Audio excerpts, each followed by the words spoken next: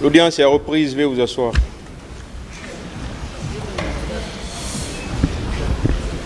Ministère public contre M. C.C. Raphaël Abba et plusieurs autres. M. Moussa Dadis Kamara.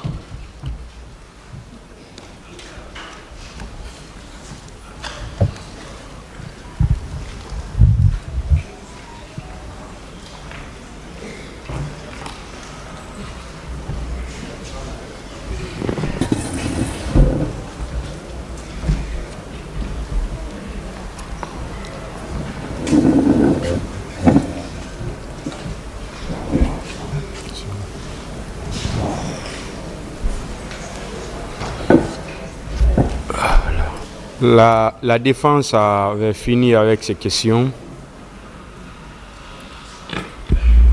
Est-ce que le ministère public a des questions? Voilà, avant de commencer, je vais faire une toute petite précision. Les questions qui ont été posées et répondues par M. Kamara, s'il vous plaît, on ne va pas trop s'appesantir sur les mêmes questions encore. S'il y a des questions de précision, là, on peut bien le faire. Et sachez qu'à tout moment, le tribunal peut intervenir pour arrêter n'importe quel intervenant et lui demander de poser une autre question. Voilà. Allez-y. Merci, Monsieur le Président. Comme vous venez de dire, le parquet, nous revenons pour des questions de précision, de consolidation, d'une part, et de l'autre part, apporter des éléments nouveaux. Monsieur Moussa Dadis Kamara. Oui. Procureur. Tout au long de votre interrogatoire ici, Oui. vous avez toujours nié votre participation en pleine connaissance de cause à la commission des faits Oui. commis au stade du 28 septembre. Oui. Alors, qu'est-ce qui explique, au lendemain des événements du 28 septembre, Oui. votre réaction selon laquelle vous cherchez à justifier les motifs, notamment que les morts intervenus au stade résultent non seulement des bousculades, Oui. mais également de l'asphyxie des manifestants. Selon vous, si vous ne connaissez pas ou vous n'êtes nullement lié à ces faits, Oui. quelle raison aviez-vous pour sortir et parler des motifs des morts, les causes des morts? Avez-vous eu, en ce moment précis, des certificats médicaux, des rapports quelconques vous permettant de tenir cette déclaration? C'est ma question. Merci, monsieur le procureur. Par rapport à cette question, vous vous souviendrez que, effectivement, dès après les événements, comme vous le dites, parce que j'ai eu des informations soucieux et choqué par rapport à l'événement,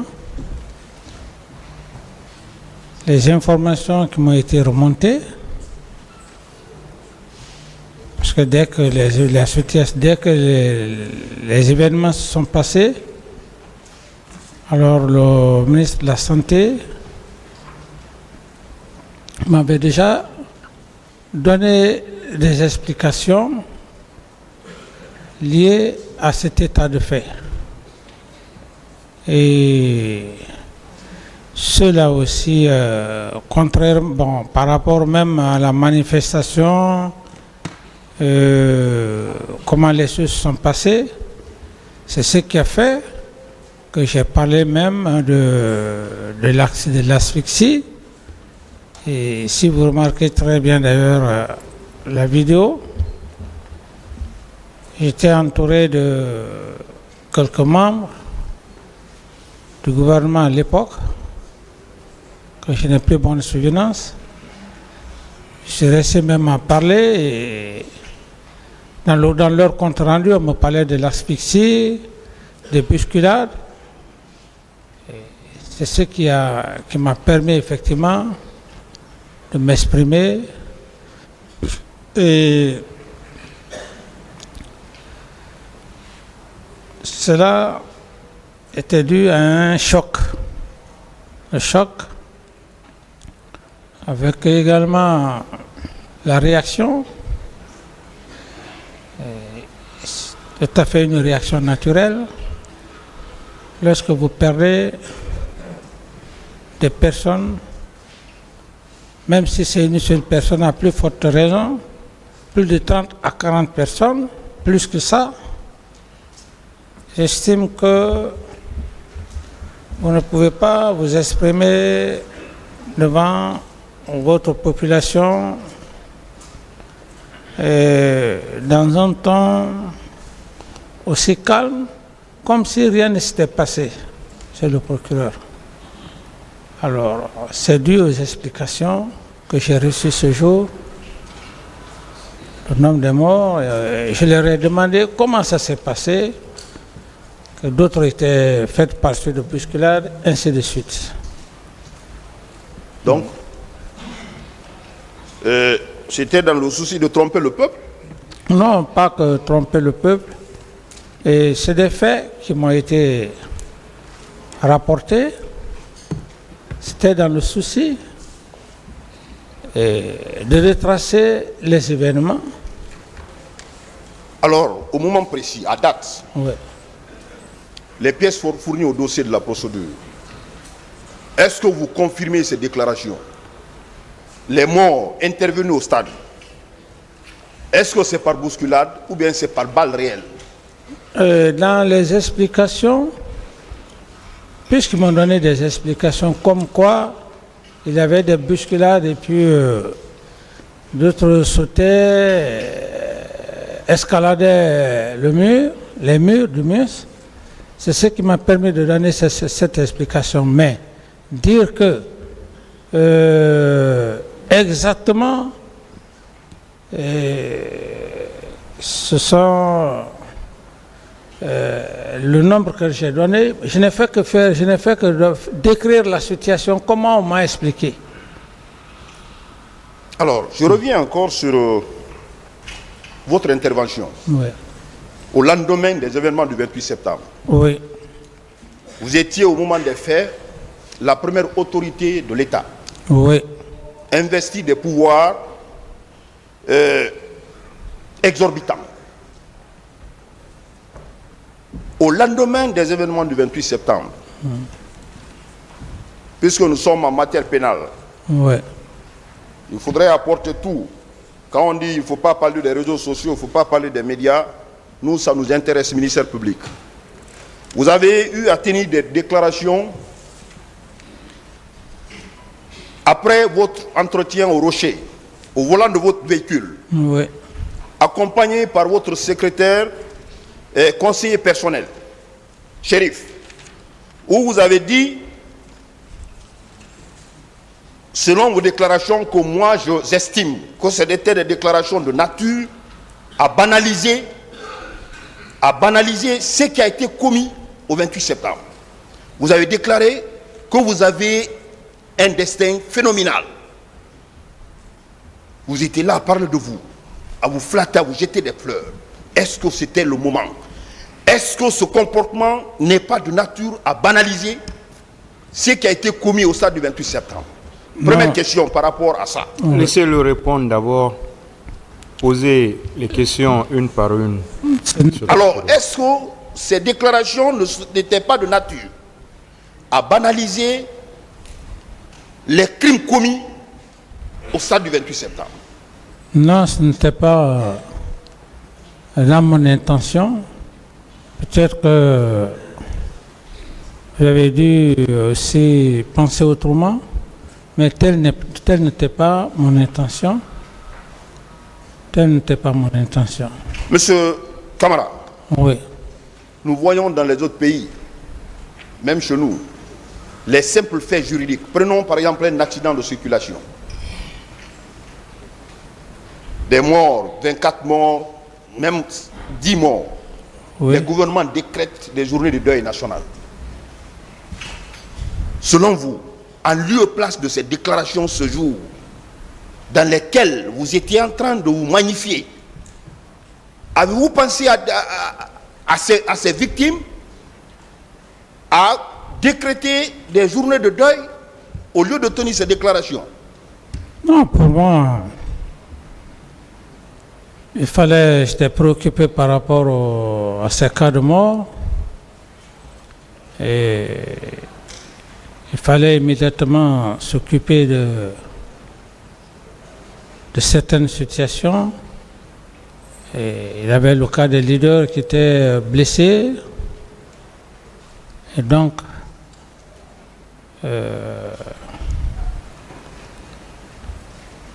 si vous parlez de deuil, que je devrais décréter deuil, j'estime que ce n'était pas dans le but de banaliser ce qui s'est passé, parce que je voyais d'ailleurs la charge morale qui pesait sur ma personne. Donc, nullement.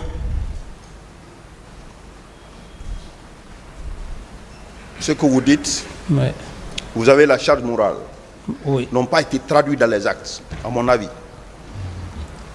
Bon. Le simple fait de décréter, par exemple, une journée de deuil national est une preuve, peut-être une preuve pour dire que ça vous fait mal. Mais si vous banalisez, ça veut dire que vous connaissez quelque chose dedans. Je poursuis. Et aujourd'hui, au moment où nous sommes là, devant ce tribunal criminel, vous confirmez qu'il y a effectivement des disparus. Au moment où nous sommes en train de parler de cette affaire, il y a des familles qui n'ont pas retrouvé leurs enfants. Les corps n'ont pas été retrouvés. On ne sait pas où ils sont jusqu'à date. Vous confirmez ça devant ce tribunal?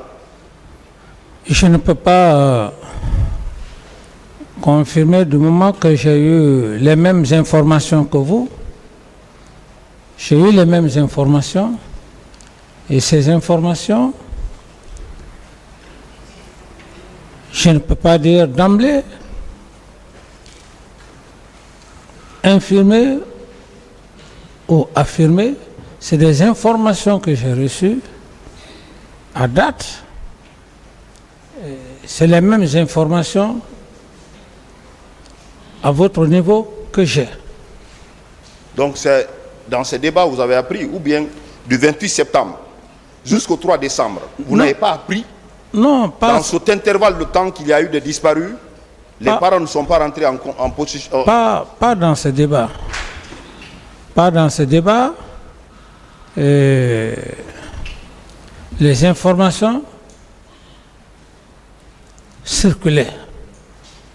Et bien avant même la tenue de ce procès, les mêmes informations comme quoi il y a eu des disparus, ça existait, ça persistait, et on en parlait à date. Alors, qu'avez-vous fait? Qu'avez-vous fait pour... Puisqu'on nous exhibe ici des actes, des mesures, des actes qui attestent que vous avez pris des dispositions après les événements du 28 septembre en constituant des commissions nationales d'enquête internationales.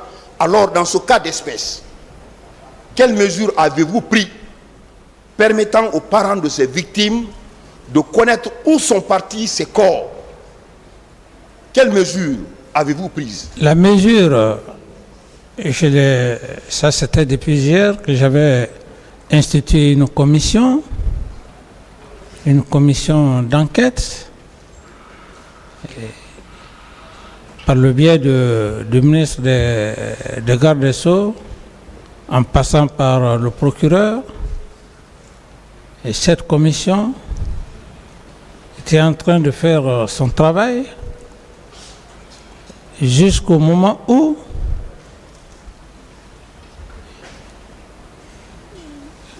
l'attentat s'est perpétré contre ma personne.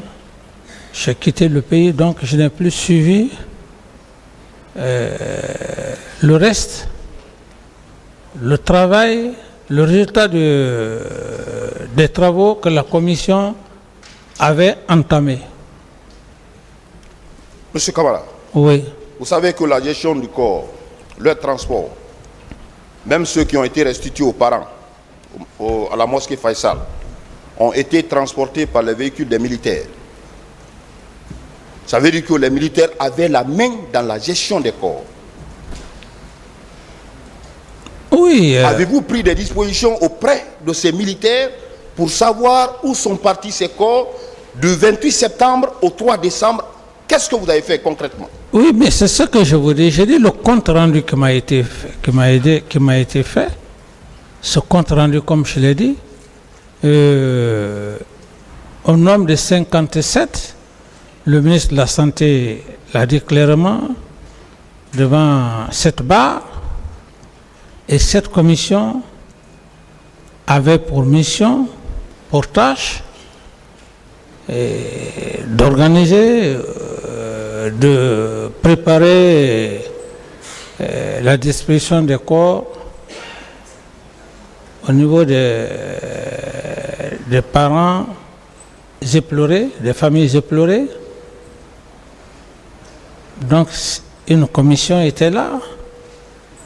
S'il n'y avait pas une commission pour la restitution des corps, on aurait dit que je n'ai pas pu prendre des dispositions. Mais j'ai pris des dispositions.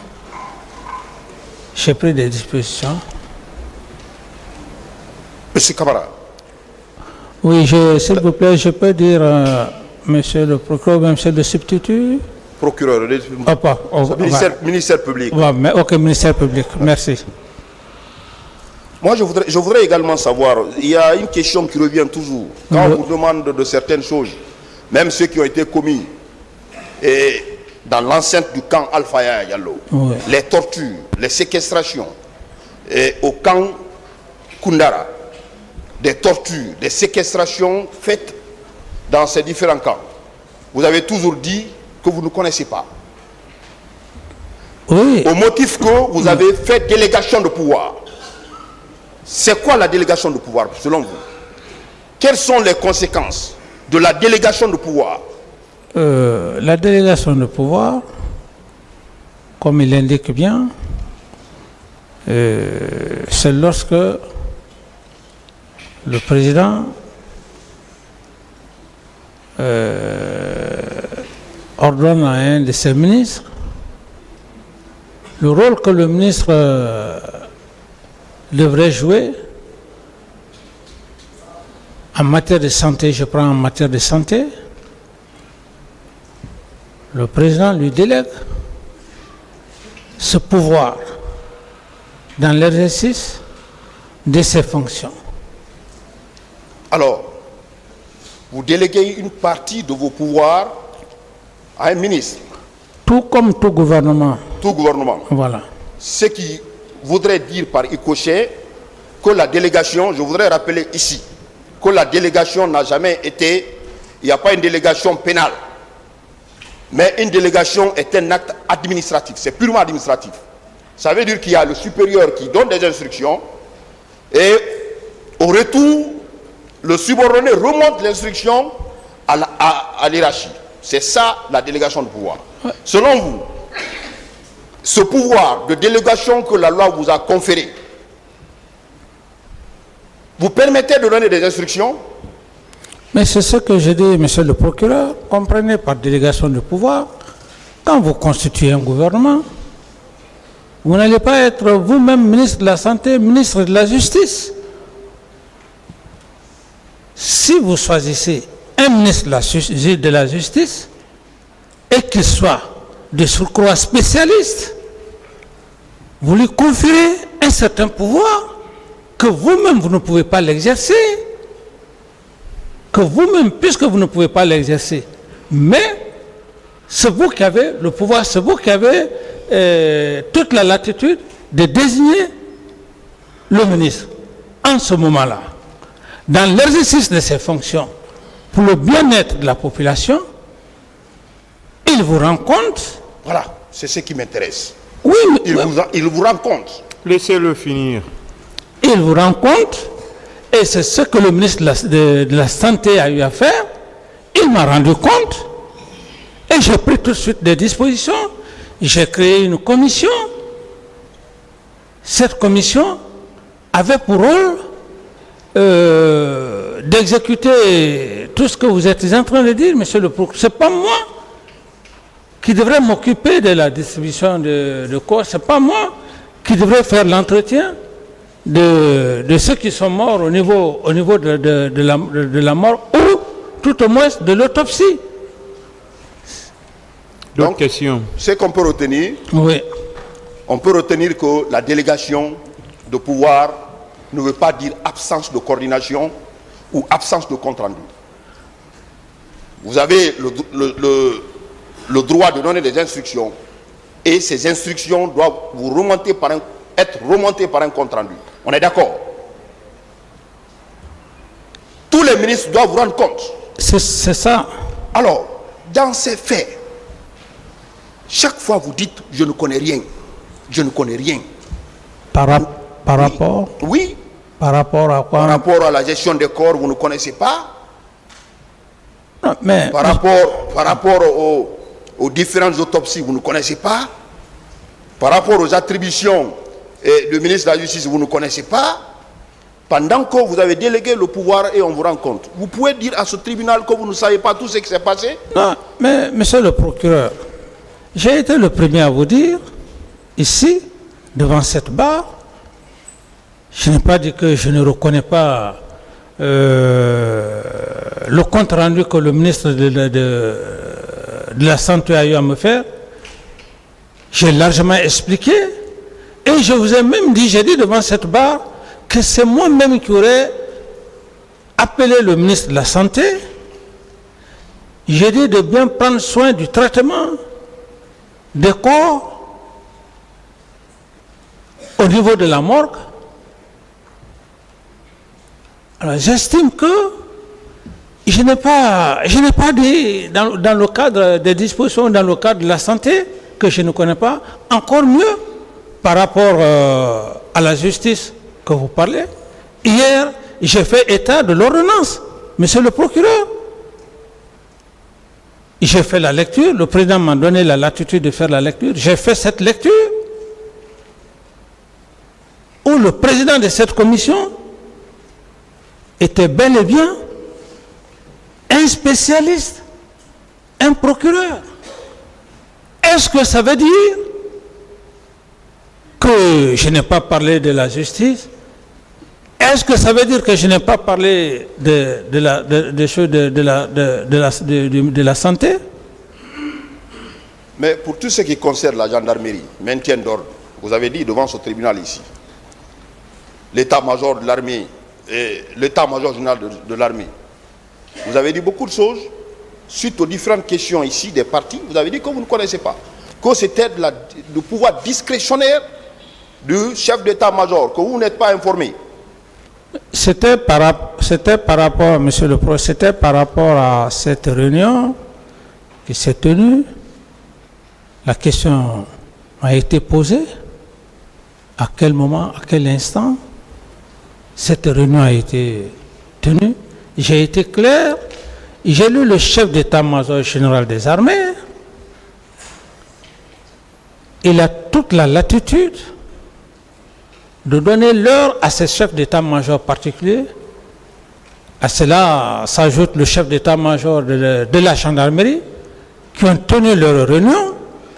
Ils n'avaient pas besoin de me dire l'heure à laquelle ils doivent tenir leur réunion. Donc si vous dites que je n'ai pas parlé de la gendarmerie, non. Et je crois que le chef d'état-major de la gendarmerie lui-même dans son PV Il a été convoqué par le chef d'état-major de la gendarmerie, du chef d'état-major général des armées. Et je ne crois pas si, à un seul instant, contrairement à ce que vous dites, monsieur le procureur, que j'ai dit que je ne connais pas, ce sont des cas de corps disparus, comme vous le dites, que je disais que je n'ai pas les informations. Est-ce que vous ne tenez pas ces déclarations à dessein pour vous soustraire de la poursuite? Vous savez que vous connaissez l'origine, vous connaissez où sont partis les corps, mais devant ce tribunal, vous cherchez à vous innocenter. Mais par quel moyen, monsieur le procureur? Pendant que vous avez la délégation de pouvoir avec les conséquences liées à ça. Mais s'il vous plaît, monsieur le procureur, ce n'est pas de la sorte que vous devrez avoir des preuves suffisantes pour dire que je connais où les corps sont. J'ai été très clair. Cette délégation du pouvoir, c'est comme aujourd'hui, nous sommes dans cette audience. Le président délègue son pouvoir au ministre de la Justice. Le ministre de la Justice délègue le même pouvoir au procureur et au président. C'est comme ça que ça fonctionne. Je n'invente pas, c'est ce qu'on appelle des délégations de pouvoir, parce que, à ce niveau, pourquoi délégation de pouvoir? Si le ministre de la Justice, par exemple, ou le ministre de la Santé ne joue pas son rôle, le président se rendra compte qu'il ne joue pas son rôle, ou tout au moins, si le président voit qu'il y a au niveau, par exemple, certaines défaillances ou des carences au niveau, par exemple, des procureurs ou je ne sais quoi, alors le président a l'autorité de demander au ministre de la Justice, ça ne va pas dans tel secteur. C'est pour cette raison, d'ailleurs, très généralement, les ministres prennent des décisions. Ils ne prennent pas les décisions parce qu'ils veulent prendre les décisions. Certes, ils constatent certaines choses. Donc, c'est comme ça que je comprends par délégation de pouvoir. Parce que le ministre de la Santé ou le ministre de la Justice lui-même ne peut pas s'autoriser en matière de loi. Il faut que le président, qui est le garant de la nation, lui délègue les lois de la République. Merci. Revenons-en au cas Kalea. Oui. Vous avez toujours clamé devant ce tribunal que c'est Sekouba Konaté qui a recruté, qui a fait le recrutement pour que les hommes se retrouvent à Kalea. Vous confirmez cette déclaration? Tout à fait, oui. Vous n'avez jamais piloté ou co-géré le recrutement de Kalea avec Sekouba Konaté? J'ai été très clair, monsieur le procureur, dans mon PV. J'ai dit, je fus informé et j'ai donné mon accord. Mon accord de passer dans les 4 régions naturelles.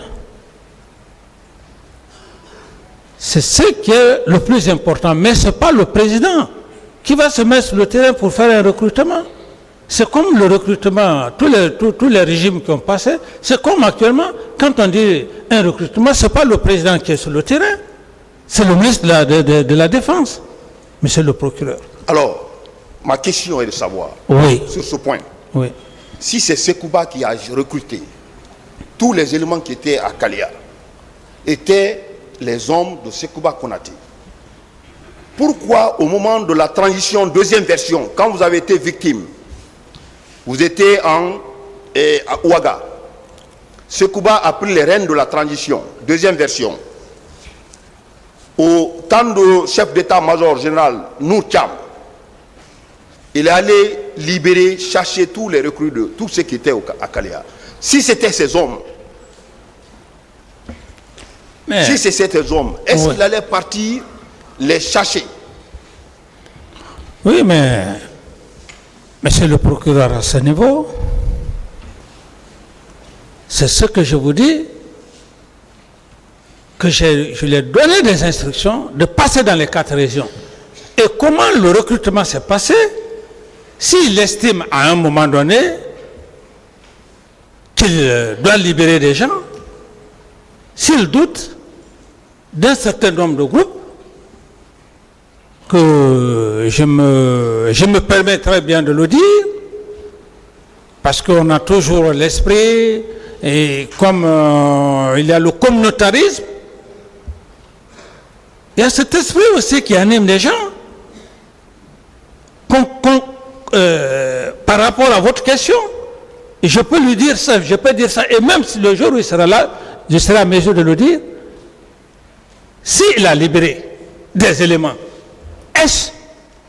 c'est le président à l'époque qui est parti dans les régions naturelles pour recruter les gens?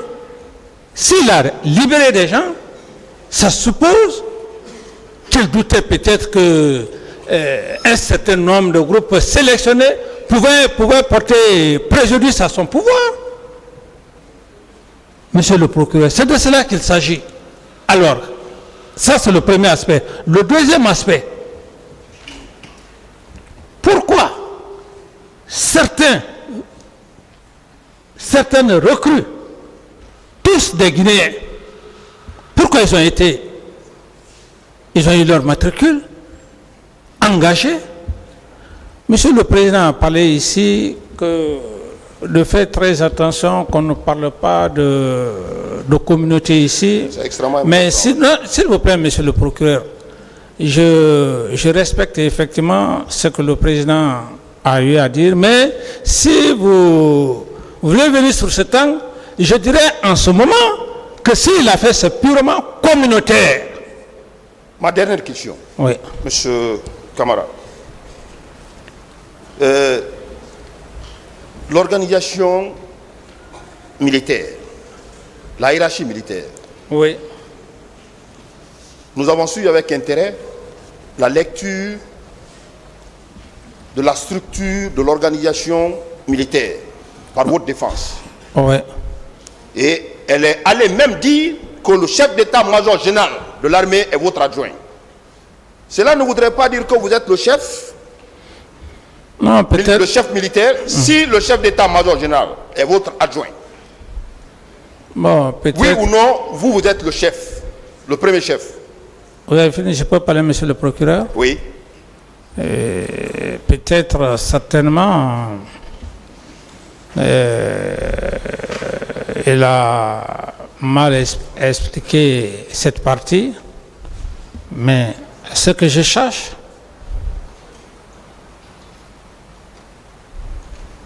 il a voulu parler d'Abdoulaye Keïta, qui était le chef d'état-major adjoint. Il a parlé de la structure, il a parlé du chef d'état-major, général des armées, il a parlé de son adjoint. Alors, moi, je ne peux pas être chef d'état-major, général des armées adjoint, ni chef d'état-major particulier de l'air, de terre, mer, air. Peut-être dans la communication, certainement, cela, le langage peut lui être, s'il a dit. Alors on peut retenir Ouais. que sur le plan organisation militaire, vous êtes le premier chef. Vous pouvez confirmer ça devant ce tribunal. Mais Commandant en chef des forces armées. je peux encore vous étayer pour rafraîchir votre mémoire. Commandant en chef des forces armées, président de la République, commandant en chef des forces armées, qu'il soit militaire, qu'il soit civil, il est le chef suprême des armées, parce que celui qui nomme tous les militaires, tous les gradés, qui les emploie à des postes bien déterminés. Il peut revoquer un chef d'état-major général des armées, il peut élever qui il veut, comme au point de vue grade, au point de vue aussi commandement. chef suprême des armées, il décide si la nation est en crise. Il est accompagné du ministre de la Défense et de certains généraux en la matière. Si l'État est dans une certaine crise, il faudrait que le chef d'État, chef suprême des armées, donne son aval. Ce n'est pas là le ministre de la Défense qui donne l'aval. C'est pourquoi on dit chef suprême des armées. Moi, ma curiosité est de savoir si vous confirmez qu'en votre qualité de président de la République, vous étiez le premier chef sur le plan organisation militaire. Vous confirmez cela devant ce tribunal, contrairement à ce qui a été révélé ici à la barre ce matin? Que le premier? Oui, le premier chef. C'est ce que je suis en train de vous détailler. C'est ce que je suis en train de vous détailler, monsieur le Président.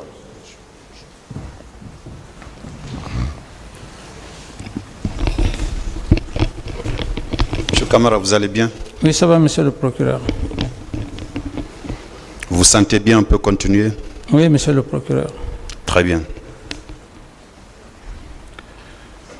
Alors, à la suite de mon collègue, oui, monsieur le procureur.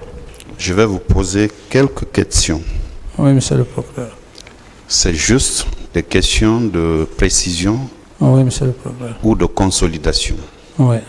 Parce que vous vous êtes exprimé de long à large par rapport à tous ces événements-là. Oui. La première question est celle de savoir si vous confirmez que vous n'avez jamais pris un acte pour désigner le commandant du régiment ou son adjoint. Oui. Vous n'avez jamais pris d'acte. Oui. Très bien. Alors moi, j'ai sous mes yeux un décret qui a été signé, et copie vous en sera donnée tout de suite. Excusez-moi, je vais. Mon substitut va procéder à la distribution.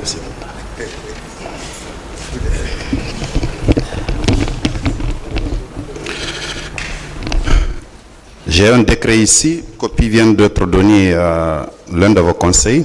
Ouais.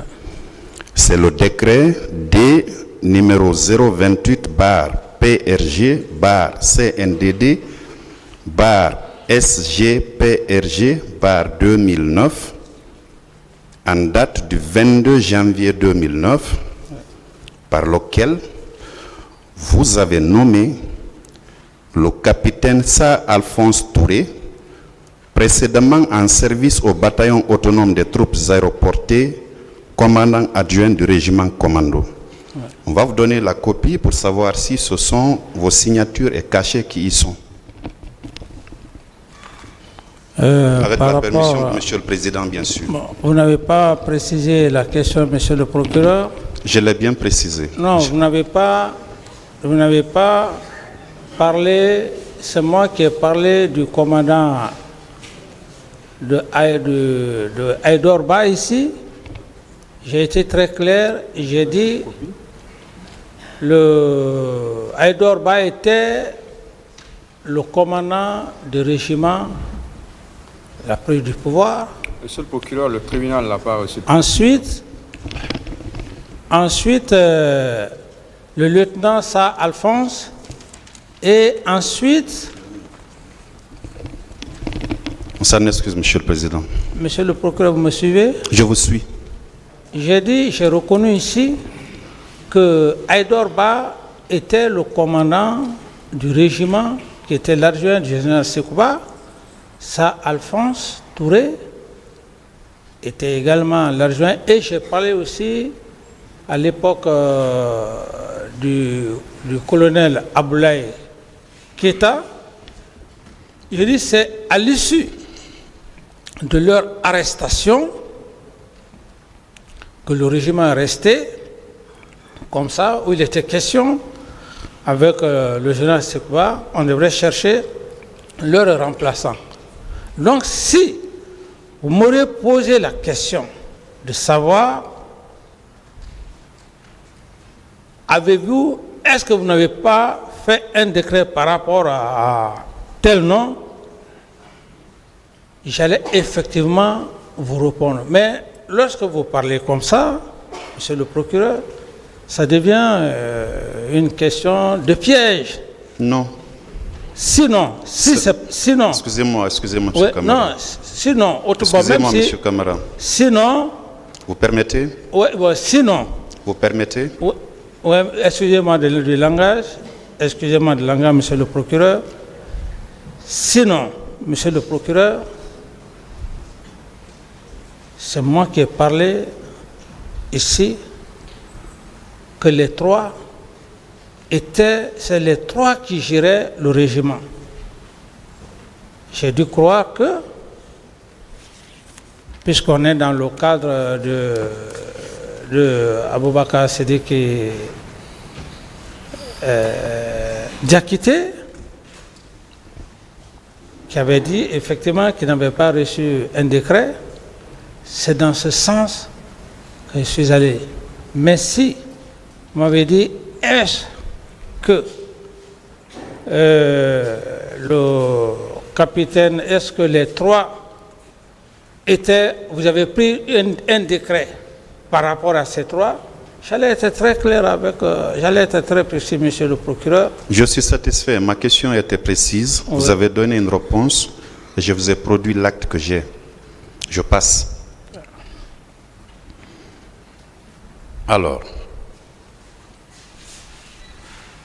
répondant ce matin à l'une des questions de votre conseil, vous aviez dit que vous étiez à la tête d'un gouvernement militaire et que c'était un régime d'exception. N'est-ce pas? Oui, monsieur le procureur. Bien. Est-ce que dans ce cas, vous confirmez qu'en 2009, vous étiez un chef militaire, comme vous l'avez dit, et que vous étiez le commandant en chef des forces armées? Vous le confirmez, n'est-ce pas? Oui. En cette qualité, aviez-vous le pouvoir de nomination à tous les hauts postes militaires? J'entends par là les chefs d'état-major général des armées, les chefs d'état-major particuliers, les premiers responsables de la police et de la gendarmerie. Est-ce que c'est vous qui les nommiez? Oui, je confirme. Vous le confirmez? Oui. Vous confirmez avoir pris des décrets pour pourvoir à des postes militaires, à des hauts postes de police ou de gendarmerie, n'est-ce pas? Oui, monsieur le procureur. Bien. Puisque vous étiez le commandant en chef des forces armées, chef suprême des armées, vous aviez le pouvoir de donner des instructions ou des ordres dans le langage militaire à ses premiers responsables, n'est-ce pas? Oui, monsieur le procureur. Après la survenance des événements le 28 septembre, au stade du même nom, vous étiez encore le chef de l'État, oui, président de la transition, oui, chef suprême des armées. oui. Et en quelque sorte, vous étiez le père de la nation guinéenne. Oui. Est-ce qu'en cette qualité, vous avez pris des actes de désapprobation par rapport à ce qui s'est passé au stade du 28 septembre? Acte de désapprobation? Bien sûr. Je veux dire, ouais. Si d'une manière ou d'une autre, parce que vous avez dit, répondant tout de suite à une des questions du procureur Camara, qu'en réalité, vous ne reconnaissez aucune des infractions pour lesquelles vous êtes renvoyé devant cette juridiction pour jugement. Et donc, les faits qui se sont passés au stade ont indigné plus d'un Guinéen. C'était des actes abominables C'était du jamais vu dans notre République qui est foncièrement religieuse. Qu'on soit de confession musulmane ou chrétienne, en tout cas, les Guinéens ont une croyance en un Dieu unique. Et donc, est-ce que vous avez pris un acte pour vous désolidariser du comportement de ceux-là qui sont allés tirer sur une population civile rassemblée en un lieu, désarmée, qui en réalité, dont le seul crime était d'avoir revendiqué un droit? Est-ce que vous avez pris un acte ou des actes de désapprobation pour vous désolidariser du comportement de ces bérets rouges dont on parle tant?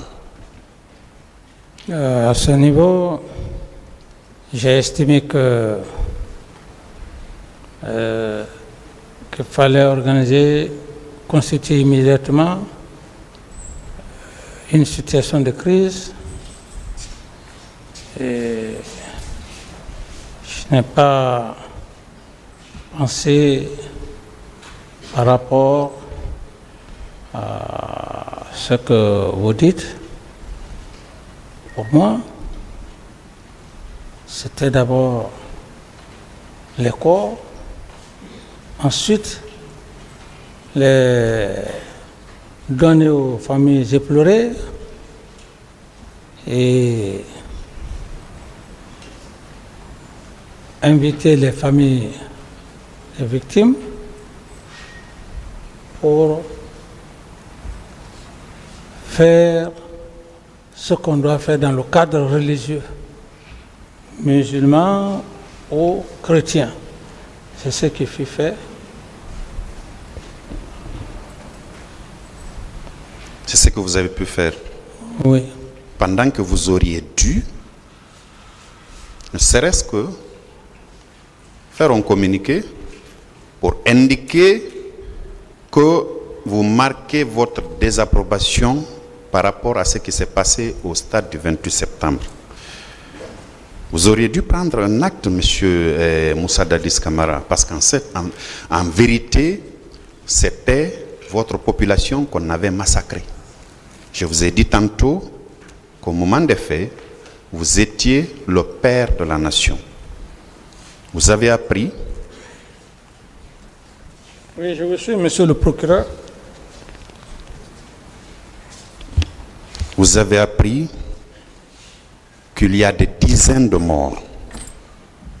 Les corps qui ont été restitués à l'esplanade de la grande mosquée Faisal, c'était des Guinéens qui avaient leur famille, leurs proches. C'est votre population. En plus d'eux, il y avait ces femmes qu'on a violées, jamais vues en République de Guinée. Certaines ont été maltraitées, torturées. Il y a de ces familles qui disaient n'avoir pas vu les leurs, qui pourtant avaient quitté la maison très tôt pour venir répondre à l'appel des leaders politiques. Jusqu'à date, ils n'ont pas vu leurs proches. Et tout ceci étaient des citoyens de la République, vos compatriotes, votre population. En tant que père de la nation, en guise de compassion, comme ça se passe un peu partout ailleurs, vous auriez dû prendre un acte pour marquer votre désapprobation. Bien sûr, on a parlé des bérets rouges. Vous êtes un chef militaire. Mais puisque vous avez dit que vous n'avez posé aucun acte allant dans le sens de la commission des infractions, la meilleure de façon aurait été, visiblement, de prendre un acte, comme je l'ai dit, comme ça se passe ailleurs. Je passe.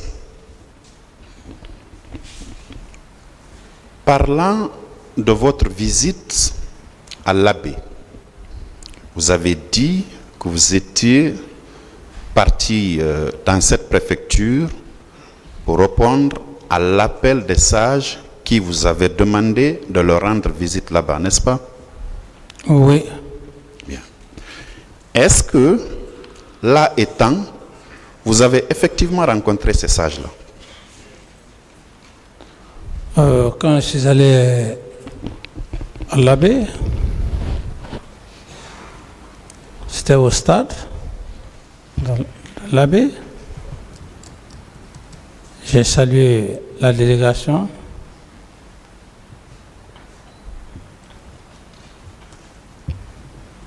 Les sages étaient tous au stade. Je les ai salués.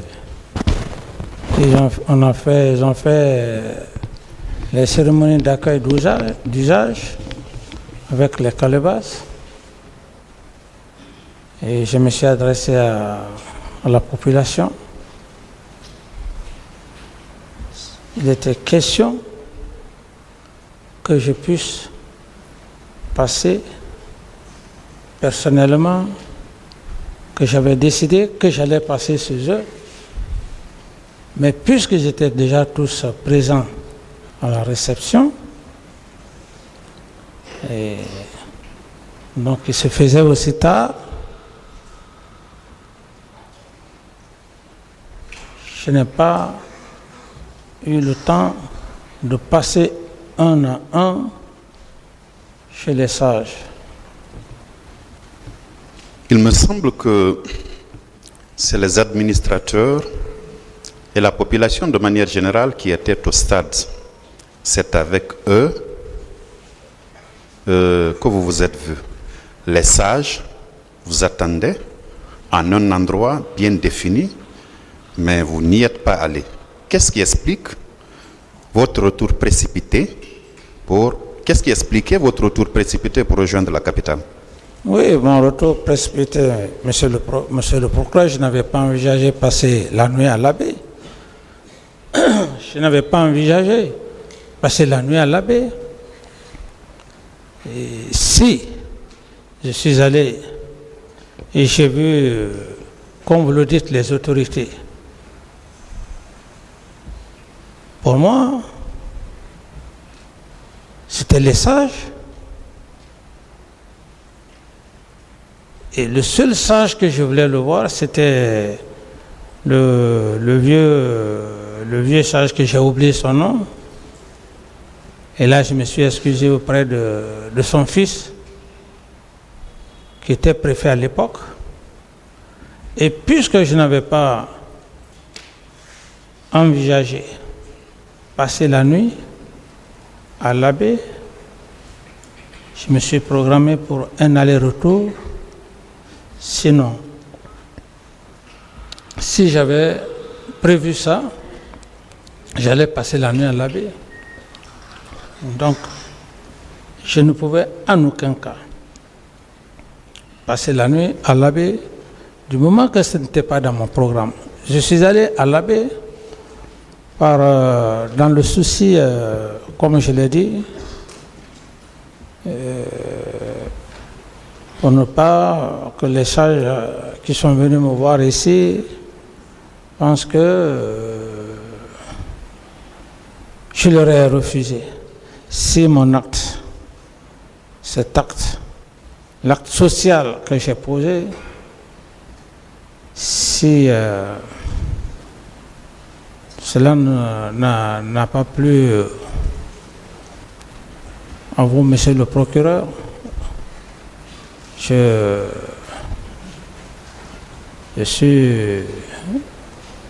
suis désolé, et je regrette. Pourquoi alors je me suis mis dans l'esprit d'aller saluer comme tout Guinéen les parents de l'abbé. Si cela pose aujourd'hui problème, je pense que je ne l'ai pas fait dans un mauvais sens. Bien. Alors, monsieur Camara,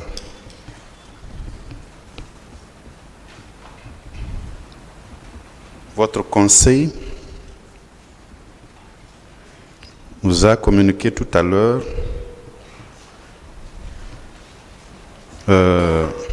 une série d'actes signés de la main, semble-t-il, du général Sekouba Konaté pour faire un lien avec le recrutement de Kalea. Je note que les événements dont nous parlons se sont déroulés en septembre 2009 et tous les actes produits datent de 2010. Ce n'est pas une question, c'est juste une précision. Tous les actes produits ici, dans lesquels, je m'excuse, on parle de recrutement, sont de 2010. Donc postérieurs aux événements du 28 septembre 2009. Alors, par rapport à Kalea, confirmez-vous que vous n'étiez pas du tout informé de la présence constante des recrues de ce centre d'instruction dans l'enceinte du camp Alpha Yaya Diallo, siège de la présidence, en grand nombre, parce qu'ils étaient plus de 100 tout au moins. Vous confirmez n'avoir pas vu ces recrues dans l'enceinte du camp? Tout à fait. Bien. Je vais m'intéresser un tout petit peu à un véhicule. Le véhicule, il est de marque Isuzu Tropper. Le 28 septembre, est-ce que vous avez emprunté un véhicule de ce genre?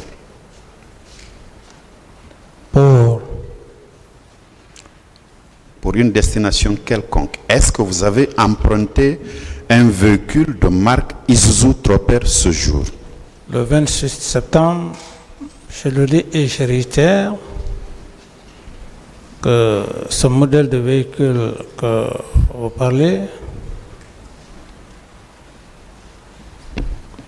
je n'ai vu aucun véhicule Isuzu. Le seul véhicule lequel je voulais d'ailleurs emprunter, c'était mon véhicule de commandement. Et lorsque je n'ai pas accédé dans le véhicule, compte tenu de tout ce que les militaires à l'époque étaient autour de moi, m'ont dissuadé de rentrer. Je suis rentré au bureau. Donc, aucun véhicule Isuzu, non. Aucun véhicule? Aucun véhicule.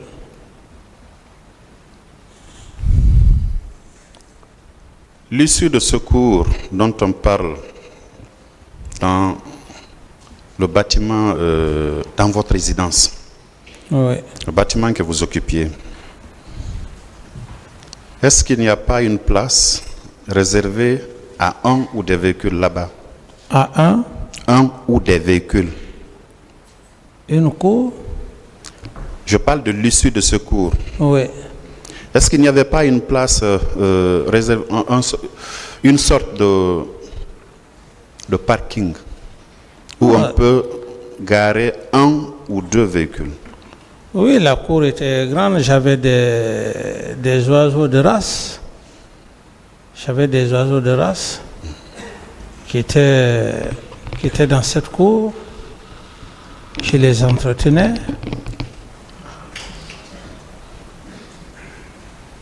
Oui. Ce modèle de véhicule n'était pas garé par là-bas, Monsieur Camara? Non. D'abord, je n'avais pas un véhicule que je garais dans cette cour. J'ai dit que j'avais des oiseaux de race que je levais. Et si j'avais besoin de véhicules, tous mes véhicules étaient là où il y avait mon véhicule de commandement et même les pick-up.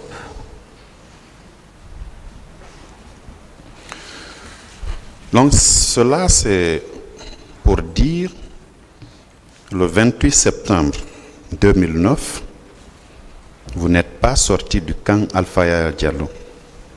Oui, je confirme. Personne ne vous a vu du côté du pont de Madina. Personne ne m'a vu, monsieur le procureur. Personne ne vous a vu vers la mairie, le siège de la mairie de Dixine. Vous n'êtes pas venu par là. Personne, monsieur le procureur.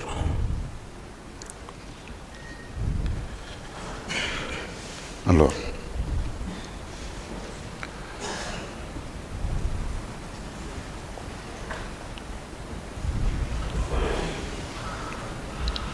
et pour renchérir, pour rafraîchir votre mémoire, monsieur le procureur,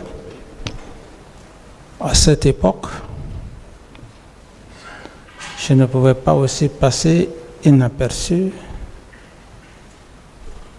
Je ne pouvais pas passer inaperçu. Donc, toute analyse dans ce sens ne serait que des imaginations juste pour trouver une porte d'entrée, parce que à date d'aujourd'hui, aucune preuve depuis que je suis là. Donc c'est aussi embarrassant. Et c'est pour cette raison, monsieur le procureur, l'homme que vous voyez, je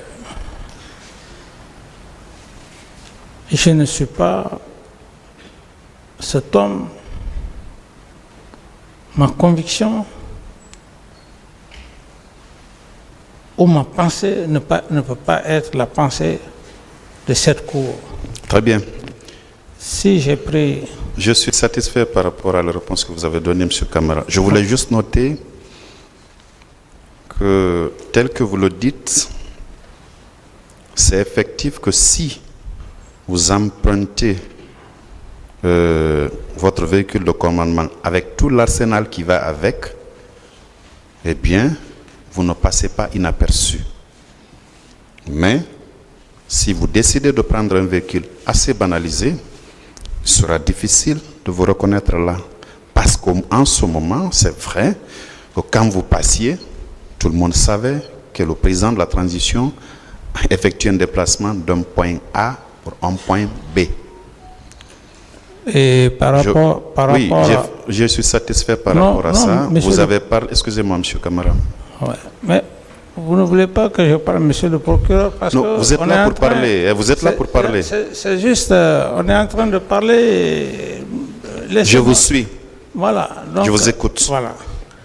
Et comme vous m'avez pas laissé aller au bout de mes idées, monsieur le procureur, je ne suis pas cet homme. Je ne peux pas, moi,